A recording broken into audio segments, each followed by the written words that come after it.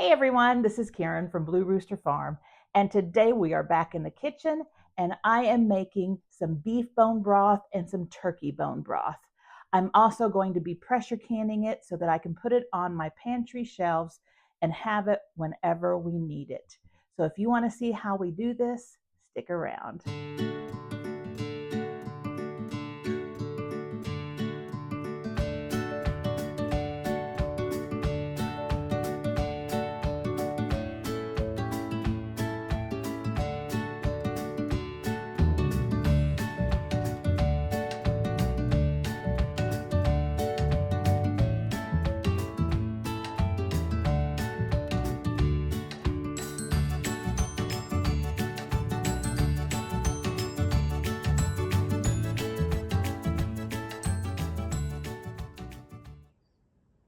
Making bone broth is actually a 2-day process for me.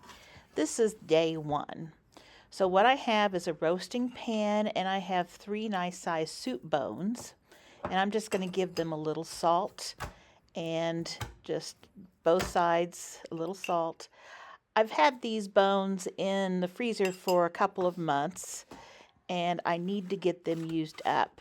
I had bought them and then got busy, and today's the day I'm finally going to get a chance to get them made up. And then here are some other bones that I had. This was just regular bones, but they've been cut and the marrow is in there and they're just the right size to roast and to simmer to get all the good stuff out of those bones. So I'm just making it a single layer in this pan, and I will also salt and pepper these bones as well. But what we're going to do is we're going to be putting them in the oven and roasting them first. And then after they've been roasted and we've got some caramelization on them and some good flavor, we're going to be putting them in water, and then we are going to be simmering them for 12 hours or more. So there is just salt and pepper that I'm putting on them. And these are all beef bones here. We're going to do beef in this pan. And I'm pretty heavy on the pepper. You could add any kind of seasonings at this point, but I'm just making it very basic.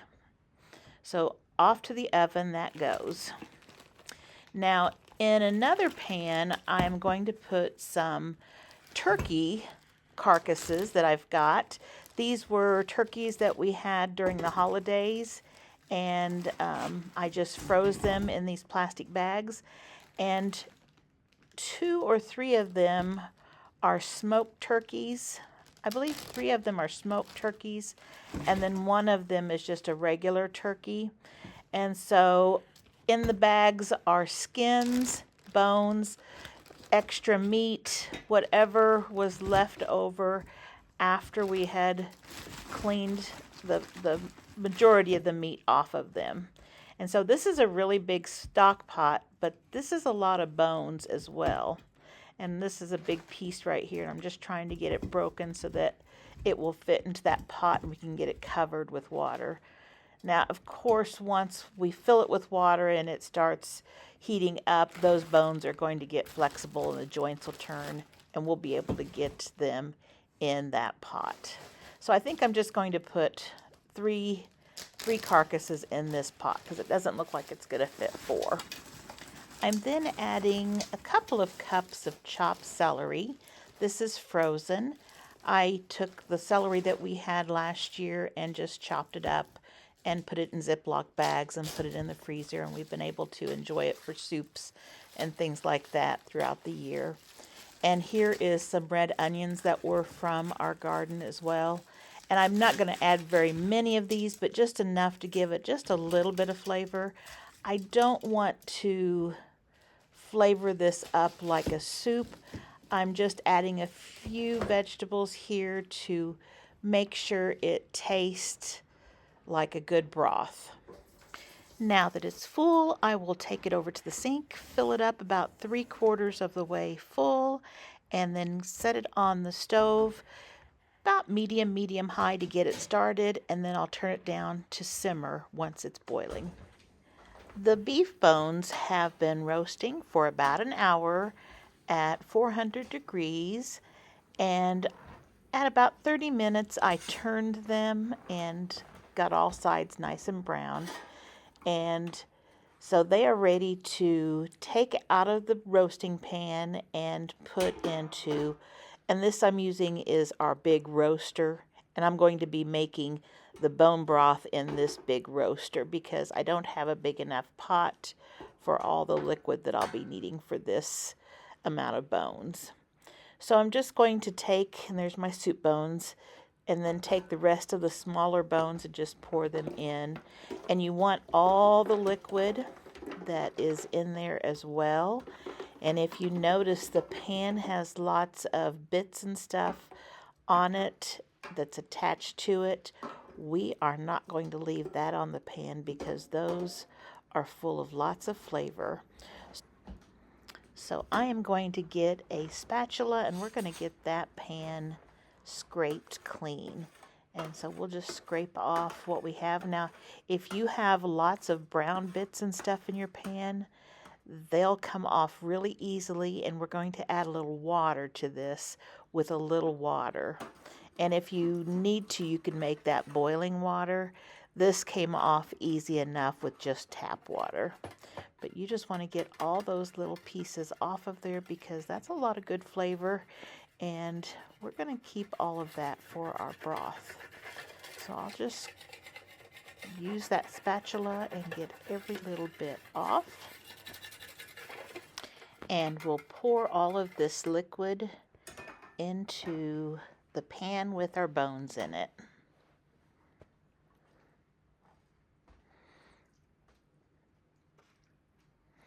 It doesn't look too pretty or appetizing right now, but it will be. So now we're going to add a few vegetables for flavoring, just like we did to the turkey broth earlier. Now, this could have all been added before you roasted it and had it roasting with the bones, but because I didn't have enough room in my pan and some of these vegetables are frozen, I just opted just to throw them in at this point. You can choose to do either one. Both are fine. So I've added celery, carrots, and onions. And I'm just kind of pushing those in there under the juices and kind of mixing them in. And at this point, you could add any kind of herbs and seasonings. I am going to add some garlic. I think garlic is really good with bone broth. It gives it a nice rich flavor. I am just peeling and throwing the whole cloves in.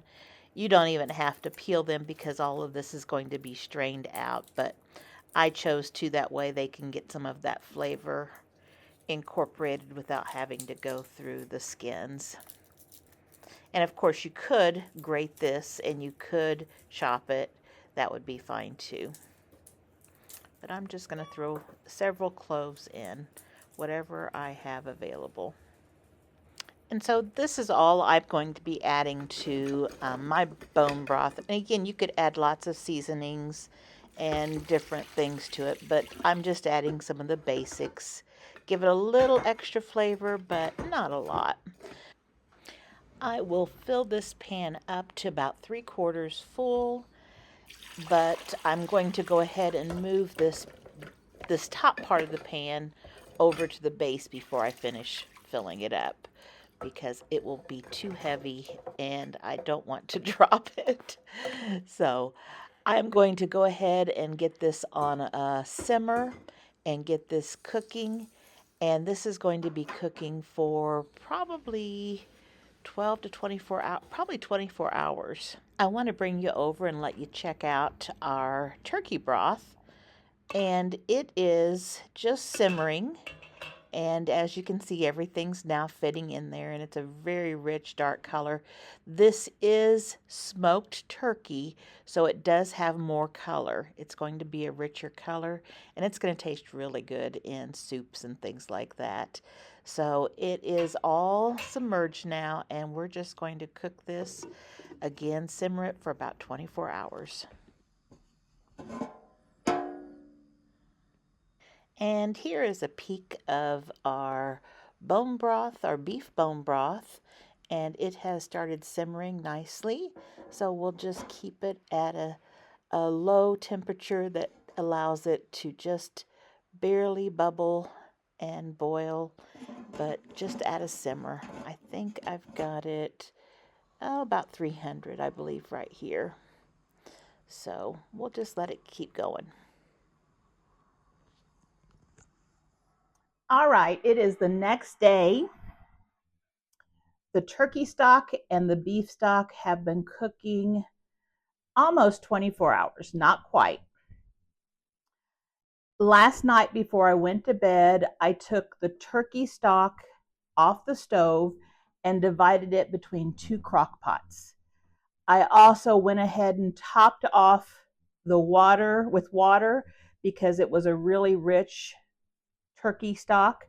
And so now I have 2 crock pots full of turkey stock. Now, I haven't added much salt to this, and I don't think I am going to add salt just because when I make stuff with this, I can always add the salt and season it up. It's looking really nice and rich, and I think we're ready to put it into jars and start canning it. Now, my beef stock is right back here, and we'll be working on it after we get the turkey stock jarred up. So what I'm going to do is I am going to take a couple of these clear, these are really handy, these big measuring cups, mixing bowls, and I have lined them with a couple layers of cheesecloth, and I also have a screen, I guess a sieve or some, I'm not sure what it's called, a strainer, I guess. And I'm going to start taking some of this out and putting it in here. Now the liquids will go into the glass bowl. The solids will stay up here, and I will just put those in a pan and let them cool, and our pets will just love them. You can, if you had been using turkey bones that had a lot of meat on them, you could definitely eat that meat, but I'm not. We're just going to go ahead and discard this. Now with the beef, because I used some soup bones and they were really meaty, we are going to have some meat out of there that we'll eat for dinner tonight. So let's get started. Now I've brought over just a measuring cup, a 2-cup measuring cup, because I actually think this will be easier to do and I can get more of it done. Now I'm not a picky broth person. That means it's okay if it's a little bit cloudy. I don't mind that at all, as long as it tastes good is what I'm after. So I'm only going to strain this once. If you find that yours is not strained as well as you like, you can double up the cheesecloth or put it through a tea towel, like a flour sack towel, and you can do it that way. But this will be perfectly clear for us, and it will be full of flavor. So after a few minutes, it'll fill up, and I am just going to get as much as I can in there. Okay. And then we've got another one sitting here. So we'll just fill 2 at a time. Now I have my pressure canner with 3 quarts of water. I have the Presto, and it is heating up, and I believe it's boiling. So I turned it down just to a simmer, and I am going to fill jars up to an inch headspace and put those in until I have it full, and then I will start a canning session with those. Now, for the chicken broth and the beef broth, it will take 25 minutes of processing time in quart jars. I believe pints are 20 minutes, just 20. But we're going to be using quarts, and then if I have extra, I will just save it in the refrigerator because we'll use it right away. So I'm getting down to the point where I can't get much with my cup here. So I can use my ladle next. And of course you could just pour this whole thing in, but it's just me here and I don't want to get burned and I don't want to make a mess. So we are going to do it just a little bit at a time. So what I'm going to do is I'm going to do this crock pot and show you how we can this up, and then I'll get the other one and do the cans off the video, or do the jarring off the video. So let's just see. Now, if you'll remember, this is smoked turkey. So it is going to have a really smoky, nice flavor. And that's why it is as dark as it is, because of the smoking on the skin. But it smells really good.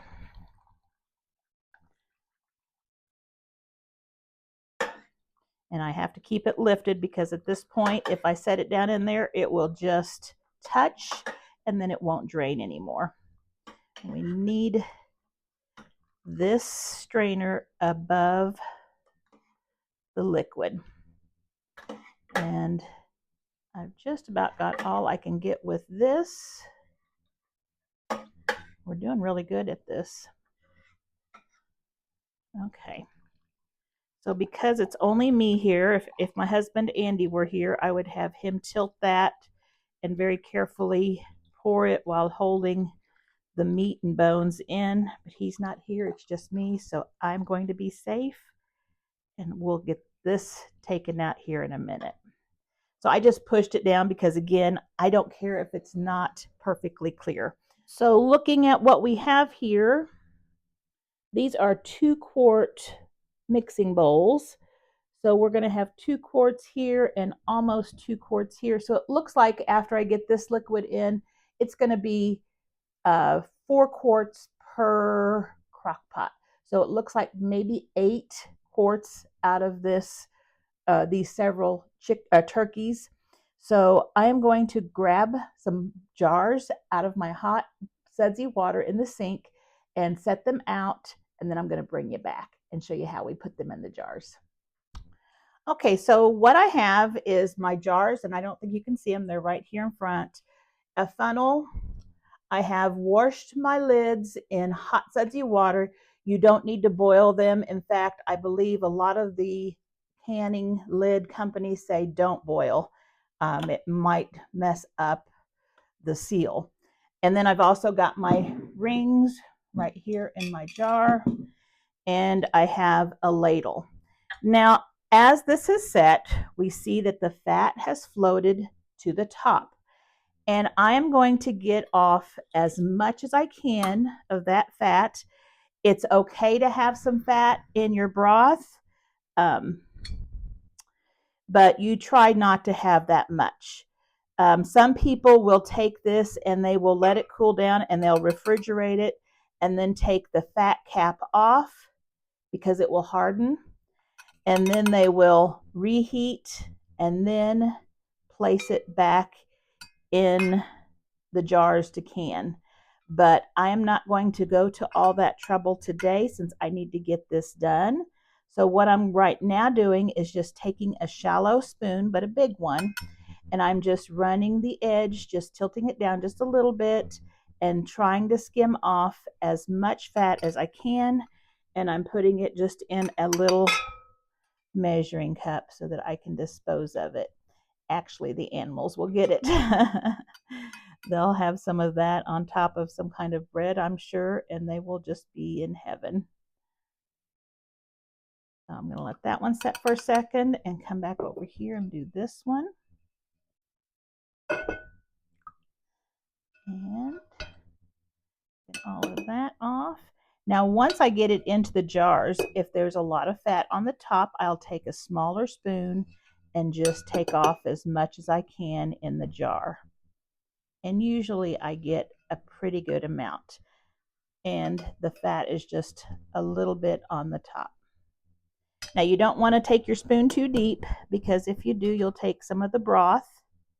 Just keep it going across the top. Just skimming across the top. And depending on how much fat you had in your carcass, and I put all the fat and everything that I had left over, the bones, the skin, everything into this stock, and it will give it good flavor. If you don't, you won't have that much flavor in your stock. Okay, so I think I'm pretty good for now, and then we'll just take it off the top of the jars if we have enough there. So let's get that started. So I just take a jar and I take a funnel, and I'm just going to, since this has a lip on it, I'm just going to pour. Again, we're going to stop an inch below the rim. That's called an inch headspace. And as you see, as I pour this in, it's not a crystal clear broth, and that is fine. And an inch is just right at just a little bit above the shoulder there. So there is the broth to the inch. And then what I'll do is I'll just let it set there for a second while I do the others, and then I'll come back and I'll check and see if there's some fat that needs to be removed. So let's go ahead and get this one. And if you notice the sediment at the bottom and you don't want that, you can leave that. There's just like a tablespoon in there of a little bit of sediment, and I'm just going to leave that there, and I'll just wash that and not use that in my jars. And some of it's just the pepper, because I did have pepper in this. The others would be from the bones and the broth, and this one's kind of drizzling on me, so just be careful not to burn yourself. Okay, so there's two. That one's set. And I always put a mat down to catch any spills. You can use a towel, or you can watch my sewing parts, and I do a dish mat of the month using a purchased dish mat. We decorate it in seasonal fabrics and a seasonal design. And so I have several of those. This one right here I'm using is my rooster one. I've got my 4th of July one over here. I'm using it more for a hot pad on the table, and for dishes too. I use it for both. So okay, I need more for this one, but I'm just going to set this aside because I'm going to go ahead and show you how to do this with these three, and then I'll finish these others off camera. So then what I want to do, okay, I almost forgot, we need to have a little cup of white vinegar, because that's going to help get the grease off the lid so that they will seal better. So I went and got that, and a paper towel. But before we do that, let's check the tops of these broth jars. And let's just see, using just a spoon that we eat with, if there's fat that can come off. And there's very little. You can see it forming at the top. We'll just get what we can and not worry about it.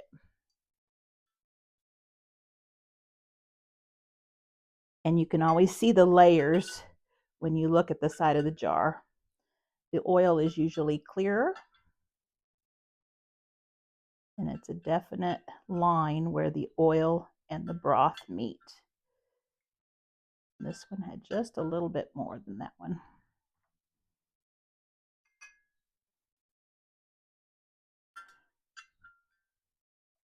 Okay, now I had this one a little bit full, so I don't need to touch it up any because I took quite a bit of fat off that one. But it is just the right 1 inch right now. So I'm going to dip my paper towel into the vinegar, and this is degreasing and cleaning that lid, or that rim. And we'll get that nicely cleaned and degreased. Do the same on this one. And then we're going to take 2 of our clean lids and place them on the top. Now you also want to check that you don't have any nicks in the rim of your jar, and I don't. I just rub my finger around it. That way you'll get a good seal. And also sometimes I check the ring on my lid if I don't forget, because I've had where they've had a defect and the sealant there wasn't complete around the lid. So I always check that now and make sure that they are good. If they are bent or damaged in any way, don't use them. Then we're going to take our rings, and you want to make sure your ring is not rusty, because that rustiness will keep it from sealing down nicely and firmly. And we just want to give a nice firm twist that's just fingertip tight. Don't wrench it down, just fingertip tight, however tight you can get it, just using your fingertips. And these 2 are ready to go in our hot pressure canner. Since this is hot, my pressure canner has to have hot water in it. If I were to put this in cold water, I risk my jars breaking. Hitting that cold water could cause these jars to break. So I need to have hot with hot. If this were cold, the water in the pressure canner would need to be cold. So I'm going to get this in. I'm going to do the rest of these, and then I'll bring you back and show you how many we have. And then we'll talk about how long it's going to cook and get ready to do the beef. All right, see you back here soon. So I have ended up with exactly 8 jars or 8 quarts of our turkey bone broth. A Presto pressure canner can hold 7 quart jars at once. So I have 7 here, and I've got 1 over here. And since the beef and the turkey bone broth will process at the same amount of time, I'm just going to have this one go with the beef. And I'm going to get this one started. I'm going to put the lid on, and I'm going to turn it up to medium high. And I'm trying to do this with one hand. So let's see if I can get this on here. What we have to do is we have to match this arrow with this spot right here. So let's see if I can do that with one hand. And when you do, it will slide on if you've got it smooth. And then if you have the strength with one hand, you turn it and you've got it. So right now there's no pressure in it. What we're going to do is we're going to let it boil, and then it'll start steaming, and it will steam at a high rate for 10 minutes. Then we will put the weight on, and for my area, I need to do at least 10 pounds of pressure, and I need to go for 25 minutes. If you're not sure what your area needs, you can look that up. You can Google it or use a canning book. They'll have all of that information in it. It would be with your pressure canner as well. So this is going to come to a boil. It's going to vent for 10 minutes, and then I'll put the weight on. When it comes up to 10 pounds of pressure, it'll start rattling, and then I will start timing for 25 minutes. I must have this rattling the whole time. If it stops rattling and it's below pressure, then I'm going to have to start the 25 minutes up again. So I have to be careful not to let it stop and go below 10 pounds of pressure. After it comes to 10 pounds of pressure and it's cooked or it's held there for 25 minutes, then I will turn off the stove. Do not open your lid. Your lid won't open. It's got a safety valve on it. But once it cools all the way back down to 0, we'll carefully take the weight off, make sure it's depressurized, and then we'll open it up, let it vent, or actually let it kind of circulate just for about 10 minutes without the lid completely off, just kind of pulled up a little bit. And then we will remove it completely, and take the jars out and set them on a towel or a mat to let them cool completely and not touch them for 24 hours. So this is going. We'll see how long it takes to come up to pressure. And I need to get my beef stock going. So I'm going to get my stuff arranged and then I'm going to bring you back. All right, so this is the beef stock or the beef bone broth. And again, we are going to separate the meat and the vegetables and the bones and stuff from the liquid. Now with this though, we had that soup bone in there. We had 3 or 4 soup bones. And so what I'm going to do is I'm going to go in here and remove, like that's a big piece of meat there. Whoops. I am going to put that in a bowl and get all of the meat that we want that we can do. I might make barbecue beef or something like that. We'll see. I'm not sure what I'm going to do with it, but we'll be eating that meat. It's good meat. It is just off the soup bones. You could make soup with it if you wanted to. You could eat it like roast beef. Lots of different options. But I'm going to go through here and get all of that meat out. And then I am going to strain it like I did the turkey, but I'm not going to carry this over to the island because it's too hot and too heavy. So I'm going to strain it here, and then I'll bring the strained containers or the strained mixing bowl over and fill the jars, and I'll let you see what the broth looks like in the jars there. So I'm going to put this camera back on the stand. I'm going to strain this and then I'll bring you back. All right, I got the broth all separated off, and this is a full pot. So we've got a lot to can up there, and that'll be wonderful. Here is the discard, the bones, the carrots, the vegetables, and here is a bowl with the meat that we'll use for something else for a meal. So I'm going to put those aside, and we are going to do the same thing with the beef broth as we did with the turkey broth. Now, I have already skimmed off that, and so it looks like it's pretty good. I was able to get some of it off last night. I had added some cold water to it at one point because it had cooked down a lot, and some of the fat came up to the top and was kind of hardening a little bit. And so I skimmed that off then. And so we're pretty good, I think, on getting a lot of the fat off. Again, once it's in the jar, I will look and see and scoop off any extra fat, but it's okay to have a little bit of fat in there, but you just don't want to have a lot. So let's fill up a jar and take a look and see what it looks like. Again, you have your wash jars, but they don't have to be sterilized. And I just turned off our pressure canner. It just finished. It's 25 minutes and it is coming down to pressure. And so I'll be taking that out soon. I think I'll have at least 2 canners full. We'll see how many jars we get of this, but it's a lot of broth here and it's going to be so good.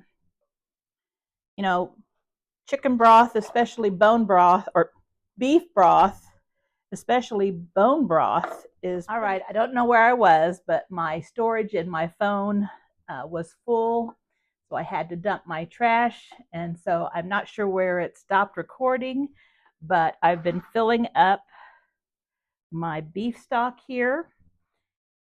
Remember, we have a 1-inch headspace for our broth, and so we are going to put that one right here. And as I was saying earlier, the cost of beef is going up as far as the cattle. So I think that's going to be affecting our market really soon. So having beef broth on our shelves is going to be very helpful because I think most of the beef products are going to become more expensive. So we're going to fill up all of these jars, and we're going to do the same thing. We are going to take off any additional fat that's on the top that we can get out with a small spoon. We'll clean the rims with vinegar solution, and we'll put the lids and then the rings fingertip tight. I will put them in the canner just like I did with the turkey broth and bring it up or let it vent for 10 minutes after it starts steaming out of the vent. Then once it has done that, we'll put the weight on it and let it come up to the correct pounds for your area. And then once it's at that and the weight starts to rock, we will time it for 25 minutes. And just like my turkey broth here, once 25 minutes is off, I just turn off my pressure canner and just turn the flame off and let it set, and it'll slowly cool and it will come down to a 0 pounds of pressure. And when that happens, I will check by lifting the lid gently and making sure there's nothing escaping, no air escaping or pressure escaping. And then I'll take the lid off. Just set it catty corner or just a little off so that it's still covering the pressure canner. Let it set for 10 minutes to acclimate to the temperature in the room. Then I'll take the jars out and set them on a towel or a mat and let them cool for 24 hours without touching them. So I will finish up these. I will bring you back to show you how many we have, and then I will bring you back at the end and let you see all of the beautiful broth that we have. So I will be back soon. Well, there they are. These are the beef. I just took them out of the canner, and it looks like they're all trying to seal. The turkey ones all sealed and looked great. Ended up that we had 8 turkey broths and 10 beef broth. So that is a great amount to put on my pantry shelves. And even though it took a while to get it all done, I'm really happy with the outcome and look forward to using it when I'm cooking and making soups. I really hope you enjoyed this video, and I hope you get a chance to try doing some pressure canning as well. I know right now it's kind of the off season for doing pressure canning and preserving, but once summer gets here, I'll be starting up again with the produce from the garden. And I hope that you will join me and get some ideas of what you can do with your produce. Also, if you enjoyed this video and you are not subscribed, please consider subscribing. I would really, really appreciate that. We have over 10,000 subscribers now, and it is just wonderful. I hope that everyone is sharing and liking and commenting. That helps my channel out immensely. And I hope everyone has a wonderful week.